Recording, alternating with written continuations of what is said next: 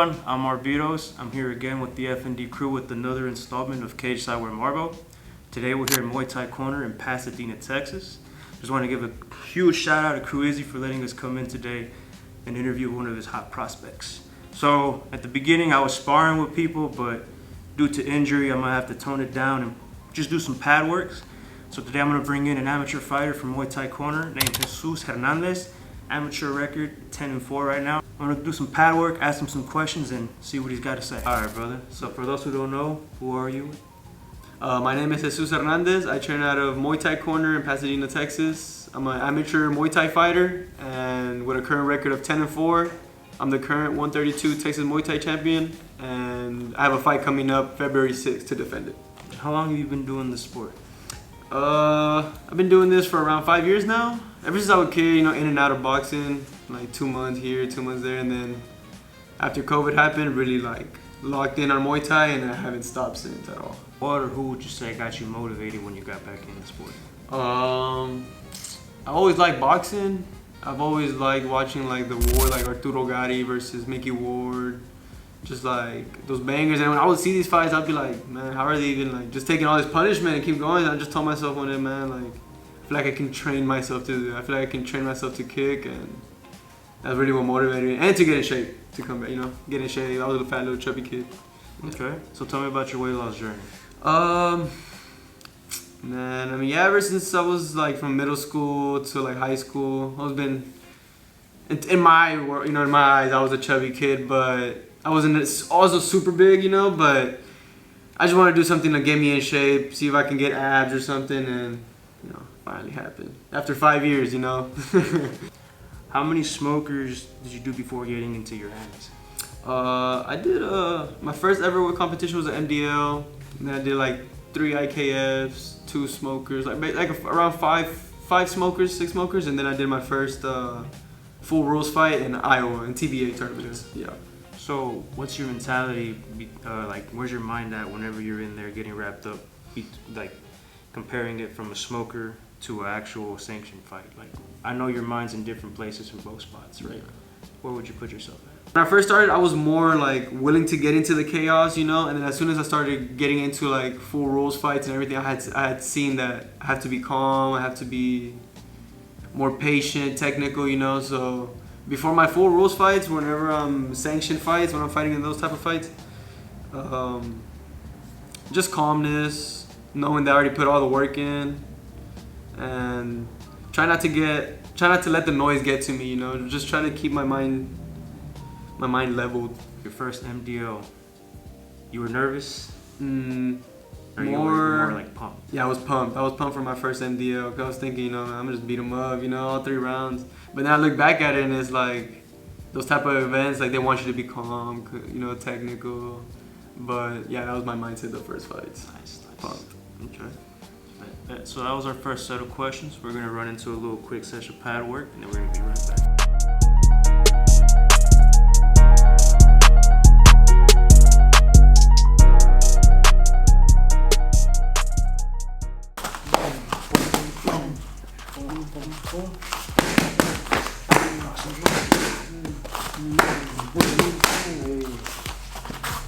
Switch kick, cross hook. So when you were in Thailand, were you there for training or lady boys? I can't answer that. Nah, I was there for training. It's close. My girl gonna get mad. So what's the environment like here at Muay Thai Corner? How's everything, bro? Chilling, bro, every day, whatever problem anybody got, they leave it at the door and just train, and then, forget about the bad day they have, whatever. But we have a saying here, not just a team, una familia, and that's really how it feels not even on some corny shit, but I have a couple teammates in here who I really see as sisters and brothers. We've gone through camps together for a while. We know what it feels like to be fucking burnt out, training hard every day, so it really does build the bond, for sure. For sure, bro. I see that there's a big majority of kids that y'all push the competition. Oh, yeah. What's that coaching life looking like? With the kids, yeah, it's hard to, try to teach kids how to fight, but man, little kids don't care. They just go out there, bang it out, come back to the corner, do it again. But everybody here, our regimen is we have to run. So if somebody fights somebody from our gym, like we're gonna be conditioned, you know, no matter what. That's definitely what we can run, you know. Say no run, no Muay Thai. Yeah, no run, no Muay Thai, exactly. Sir. So who pushes you the most during your camps when you're here? The one that pushes me the most, my teammate Cesar Benavides. He just won the WBC regional title for Coalition as well, the belt, and he's about to fight again to defend that medal. But he pushes me the hardest. Him and my coach, for sure. Who's your main sparring partner? Him? Yeah, him and my other partner Joshua, because we're like the same weight, same height. Yeah, he's cold as fuck too, my boy Joshua. Okay. So how much weight do you normally cut leading up to a fight? I'm always walking around pretty in shape, like 10 pounds out, like 12 pounds out. So I'll water. This is my first time gonna do a water load, so I'm gonna see how that feels like. But usually it's always been like 7 pounds, you know, just dieting, sweating it off, and always make weight. I've never missed weight once, I think. What's the shortest time you'll take for a fight? They call you up. I was willing to do 1 day notice for an event in February that just happened this year, but I was in shape, you know, I was training hard. So I was confident, you know, man, I could do it. But I think the shortest I'll do, maybe like a week. If it's a really big opportunity, knowing that I'm kind of ready, why not? So what's the diet looking like throughout your camps? A lot of ground turkey, a lot of Greek yogurt. This is my first camp, bro. Like, I love candy, bro. Like, candy's like one of my... I go home, eat some candy, but I've been 3 weeks right now, no candy. No sugar. Yeah, no sugar. So I've been right now trying to avoid shit like that. But I've been eating, you know, little ice cream here and there, you know. Can't be completely solid on the diet and you'll feel burnt out, you know. Oh, yeah. So it's pretty clean, but I'll throw some bullshit in there. Okay, something to just keep you tamed. Yeah. Yeah, bro, I know. What's that dinner for after camp? Or after comp, I mean. Oh, after competition? Damn, bro, I love Bun Slut. I don't know if you ever had it, Bun Slut. Okay. It's like this little smash burger spot. Dude, me and my girlfriend love going there. But that's what I look for almost every time. Smash burgers, fried chicken. Yeah, shit's not good right now, but yeah, shit like that. Okay, just fast foods. Let's get into that next set of pad work and we'll be right back. If you were to be able to train with any fighter, who would you train with? Ooh.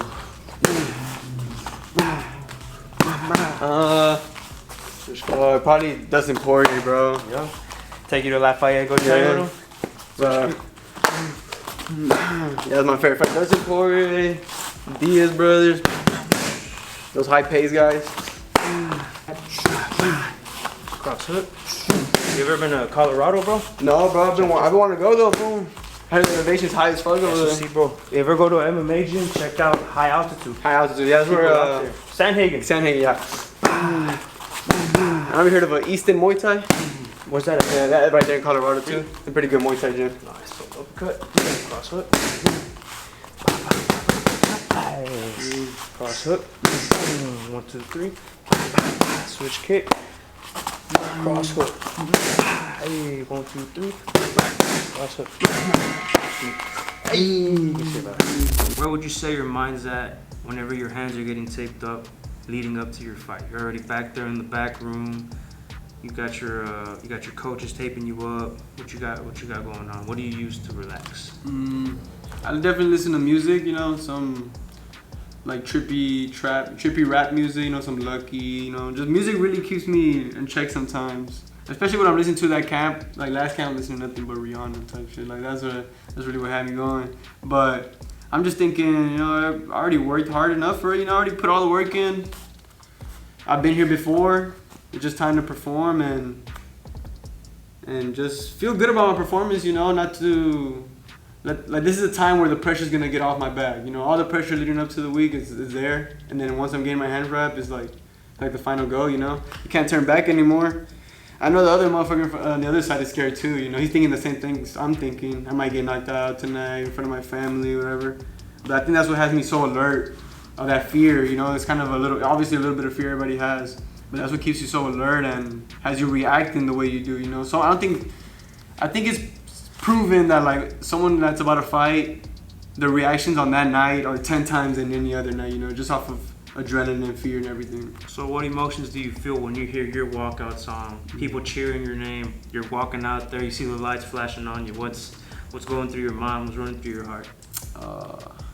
I typically like to cancel out the noise. Like most of the time when I'm walking out, I can't really like. I see my people and everybody, but I try not to pay too much attention to. You know, I try not to get caught up in my family's here to watch him. You know, whatever gets me more scared. You know, I just walk the ring like a tunnel vision. It's literally like a tunnel vision. Once I'm walking to the ring, once I get in the ring, feel it out, and knowing I'm ready. I put all the work in. What's that feeling like to get your hand raised, but not only get it raised, but get that belt, that strap around your waist? What's that feel like? Yeah, it's the highest of highs. You know, you feel like you're the man.